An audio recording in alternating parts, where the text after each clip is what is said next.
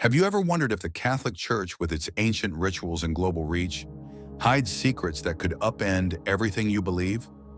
What if the story of its birth isn't a straight line from Jesus to the Vatican, but a wild human saga of courage, betrayal, and choices that could have gone a dozen different ways?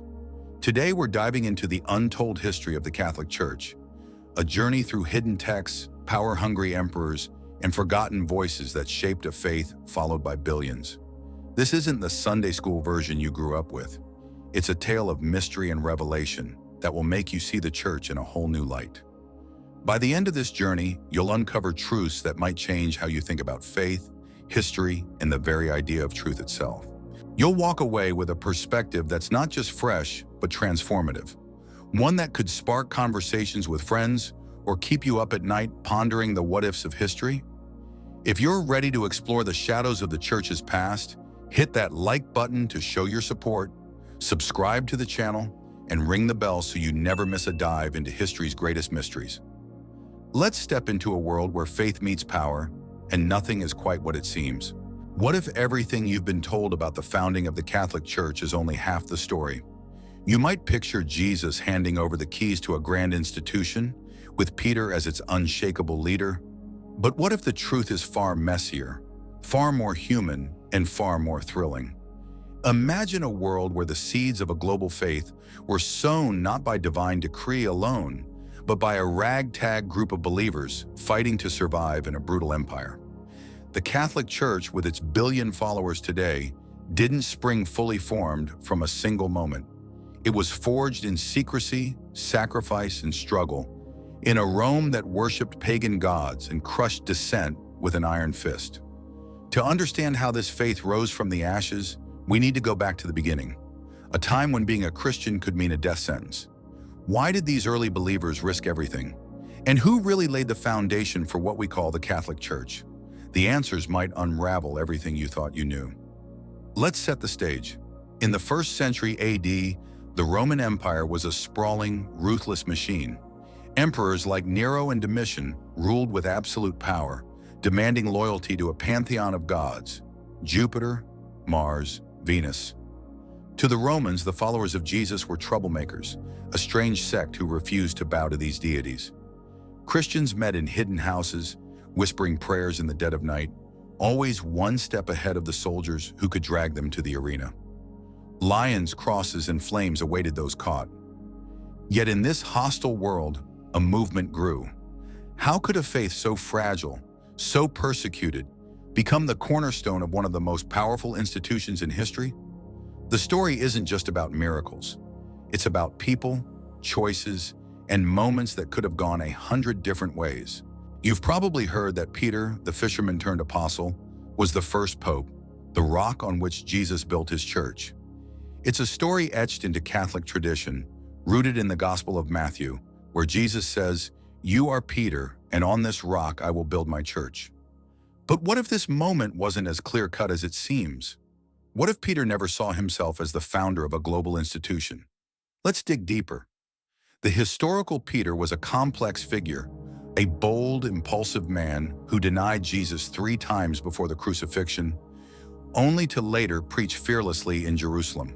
The book of Acts paints him as a leader among the apostles, but nowhere does it call him the supreme head of a church. In fact, at the Council of Jerusalem around 50 AD, another figure, James, the brother of Jesus, seems to hold more authority, guiding the group's decisions on matters like Gentile converts. Here's where it gets intriguing. The idea of Peter as the first pope relies heavily on later tradition, not direct evidence from his lifetime. Early Christian writings, like the letters of Clement of Rome from around 96 AD, mention Peter as a martyr, but don't describe him as a pope or bishop of Rome. Some historians argue that the rock Jesus spoke of might not even refer to Peter alone. It could symbolize his faith, the apostles as a group, or even Jesus himself. So why did the Catholic Church elevate Peter to such a singular role? The answer lies in Rome's growing influence. By the 2nd century, as the city became the heart of Christianity, leaders needed a figure to anchor their authority. Peter, believed to have been martyred in Rome, became the perfect symbol. But what if this was more about building a legacy than reflecting historical reality? Could the church's foundation rest on a story shaped by later generations? Here's a question that might stop you in your tracks. If the Catholic Church was founded by Jesus, why doesn't the Bible ever use the word Catholic? The truth is, the term didn't appear until decades after the apostles' deaths. It first shows up in a letter by Ignatius of Antioch around 107 AD, when he described the Christian community as Catholic, meaning universal. This wasn't a formal name, but a way to express the faith's growing reach across diverse regions, from Jerusalem to Antioch to Rome.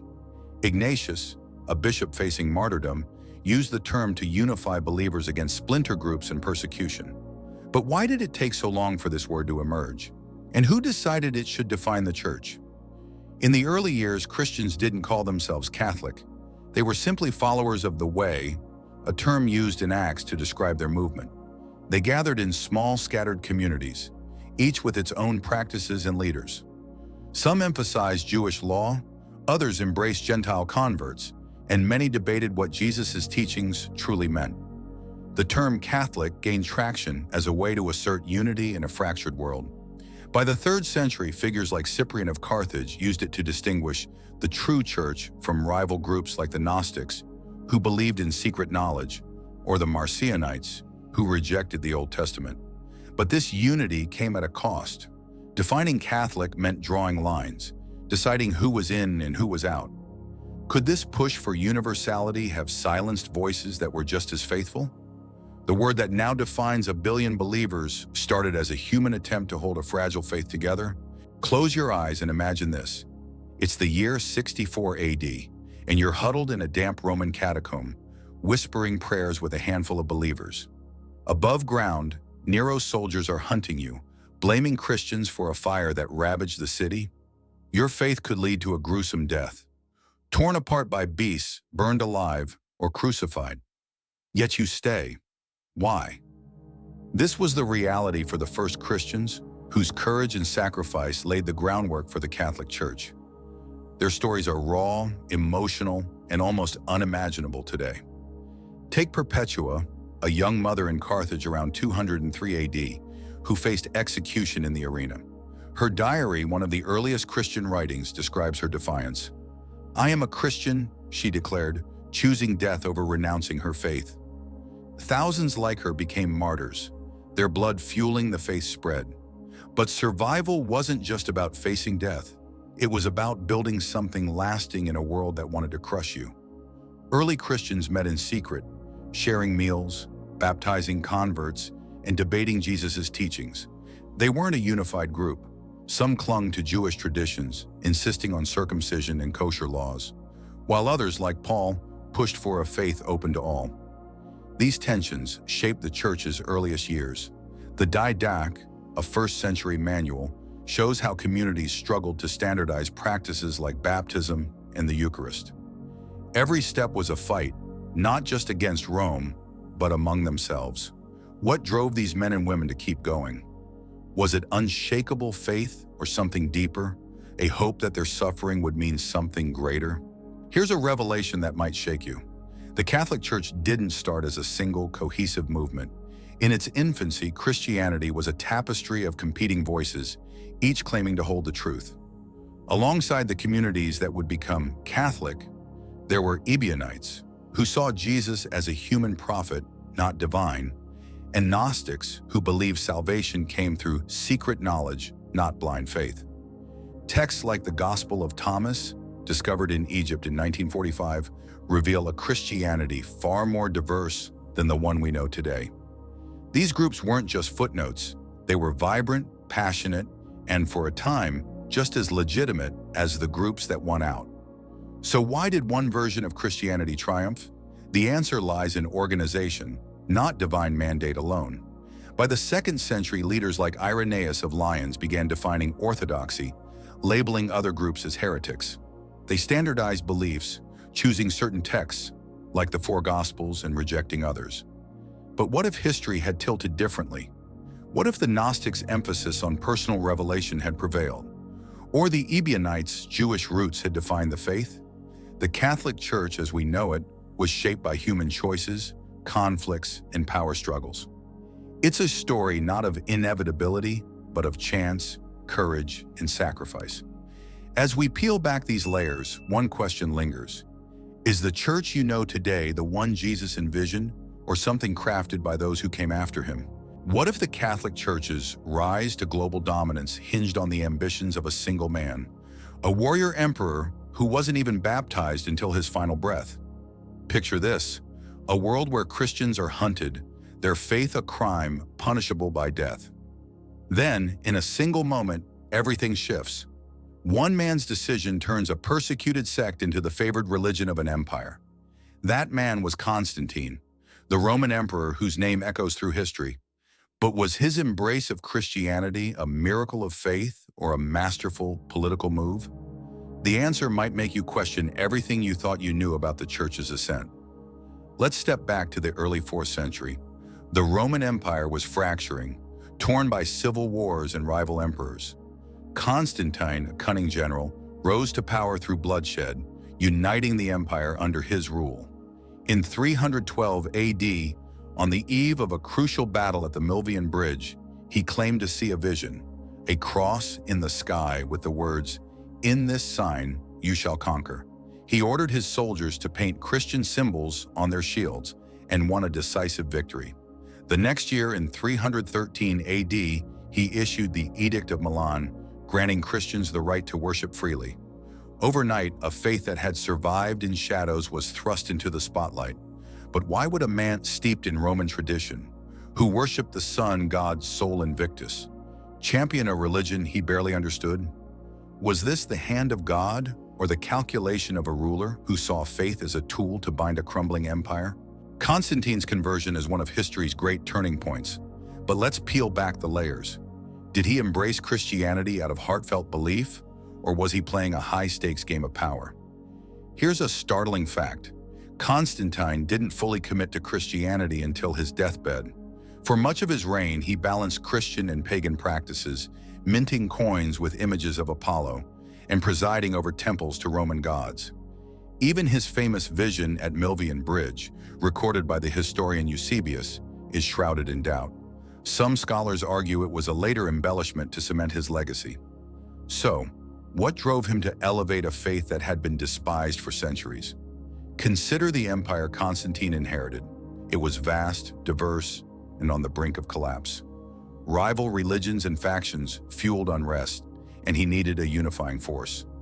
Christianity, with its message of one God and universal salvation, offered a powerful solution. By aligning with the growing Christian population, estimated at 10% of the empire by 300 AD, he could rally a loyal base while appealing to the masses. His mother, Helena, a devout Christian, may have influenced him, but his actions suggest pragmatism over piety. He funded grand churches, like the Basilica of St. Peter in Rome, and gave bishops legal authority, turning them into political players. Yet he also delayed his baptism until 337 AD, just before his death, a common practice for those hedging their spiritual bets. Could a man so calculating have been moved by divine inspiration alone? Or did he see Christianity as a chess piece in his quest for control? Imagine a room filled with hundreds of bishops, their voices clashing in heated debate as an emperor watches from the sidelines. This was the Council of Nicaea in 325 AD, a moment that didn't just shape Christian belief, but forged the Catholic Church as we know it. The question at hand was explosive. Was Jesus fully divine, fully human, or something in between? The answer would define the faith for centuries, but the process was anything but holy. Why did a Roman emperor care so deeply about a theological dispute? And what happened when faith became a matter of imperial decree? The council was called to settle a rift sparked by Arius, a priest who argued that Jesus was subordinate to God the Father, not equal. His teachings, known as Arianism, had spread widely, threatening to split the church. Constantine, eager for unity, summoned over 300 bishops to Nicaea, a city in modern-day Turkey. He didn't just host the council, he shaped it, funding the bishops' travel and enforcing the outcome. The result was the Nicene Creed, declaring Jesus of one substance with the Father, a cornerstone of Catholic doctrine. But the debates were fierce. with accusations of heresy flying and some bishops exiled for dissenting. The historian Theodore records that Arius was condemned, his books burned, and his followers branded heretics. Was this the triumph of truth, or a power play to silence opposition? The emperor's shadow loomed large, raising a haunting question.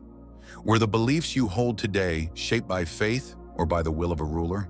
The Council of Nicaea didn't just define doctrine, it unleashed a wave of persecution against those who dared to disagree. Can you imagine a faith born in love and sacrifice turning on its own? This is the dark side of the church's rise, a story of believers hunted not by pagans, but by their fellow Christians. Groups like the Arians and Gnostics, once vibrant parts of the Christian tapestry, faced a brutal reckoning. Their texts were destroyed, their leaders exiled, and their ideas erased from history. But who were these so-called heretics, and what did they believe that was so dangerous? Take the Gnostics, a diverse group who saw salvation through secret knowledge, not just faith. Their texts, like the Gospel of Philip, unearthed in Nag Hammadi in 1945, paint a mystical Christianity where inner enlightenment was key. They question the church's growing hierarchy, emphasizing personal connection with the divine. The Arians, meanwhile, insisted that Jesus was a created being, distinct from God. Both groups challenged the centralized authority emerging in the church. By the 4th century, leaders like Athanasius of Alexandria waged a relentless campaign against them, backed by imperial might. The Theodosian Code, enacted later in 380 AD, made Orthodox Christianity the state religion, outlawing other beliefs. Picture the heartbreak. Communities that had worshipped Jesus for generations were now outcasts, their voices silenced. What was lost when these perspectives were buried? Could their ideas have enriched the faith we know today? Why does the Catholic Church call Rome its home when Jesus lived and died in Jerusalem? The answer isn't spiritual, it's political, and it's a twist that changed history. By the 4th century, Rome, the city that once fed Christians to lions, became the beating heart of the faith. How did a place steeped in pagan glory become the seat of the papacy? The story is one of ambition, strategy, and a quest for legitimacy that still shapes the church today. Rome's rise as the Christian capital began with Constantine, who shifted the empire's focus eastward, founding Constantinople in 330 AD.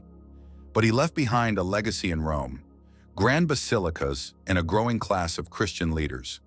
The city's bishops, later called popes, seized the opportunity. Claiming descent from Peter, they positioned Rome as the ultimate authority. Early writings like the Donation of Constantine, later exposed as a forgery, falsely claimed the emperor had granted the pope supreme power. By the 5th century, Pope Leo I argued that Rome's bishop was the head of all Christians, citing Peter's martyrdom in the city. Meanwhile, Jerusalem, ravaged by wars and invasions, faded as a Christian center. Rome's political clout, as the empire's historic capital, gave it unmatched prestige. But at what cost?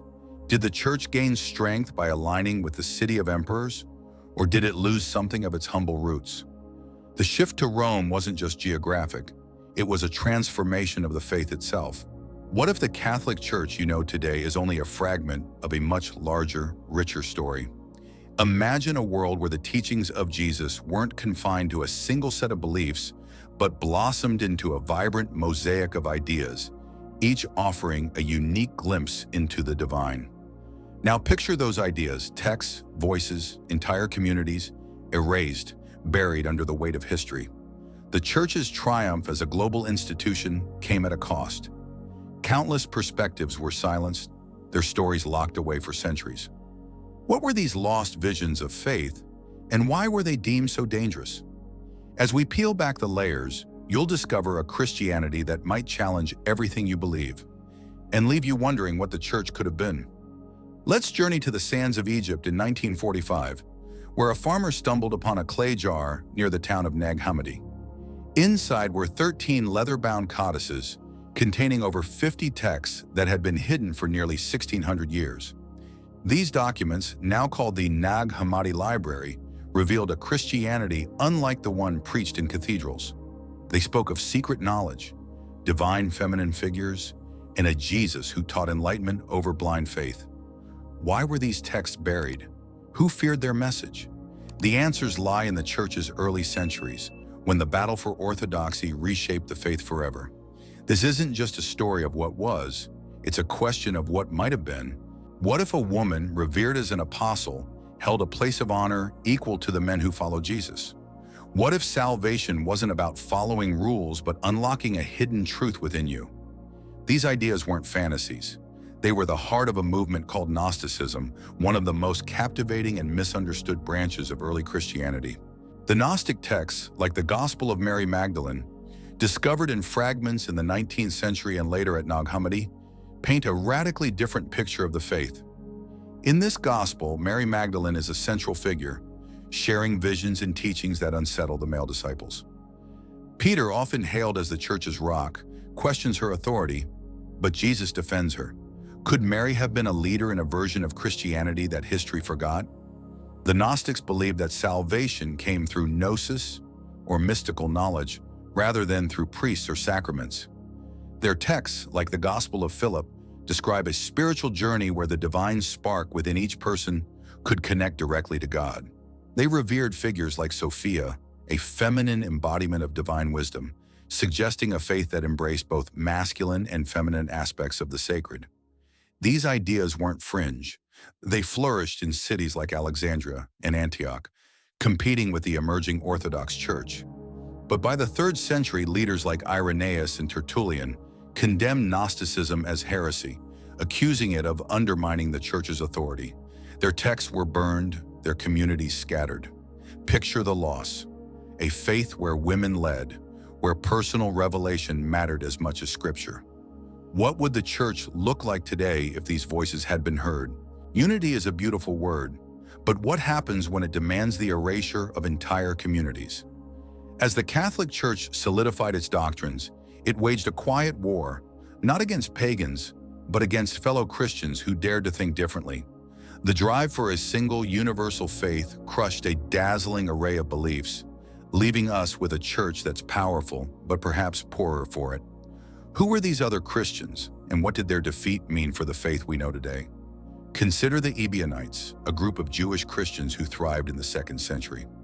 They saw Jesus as a human prophet, adopted by God at his baptism, not a divine being. They followed Jewish law, keeping kosher and observing the Sabbath, and used a version of the Gospel of Matthew that omitted claims of Jesus' divinity. To them, Christianity was a continuation of Judaism, not a break from it. But as the Church moved toward a Gentile audience, the Ebionites were marginalized, labeled heretics by figures like Epiphanius of Salamis. By the 4th century, they had vanished, their texts lost to time. Another group, the Montanists, believed in ongoing prophecy, led by women like Prisca and Maximilla, who claimed direct revelations from the Holy Spirit. Their ecstatic worship alarmed the Orthodox, and they too were suppressed. The historian Eusebius dismissed them as fanatics, but their passion for divine inspiration was no less sincere. What was sacrificed when these groups were erased? Could their emphasis on prophecy or Jewish roots have given the Church a different soul?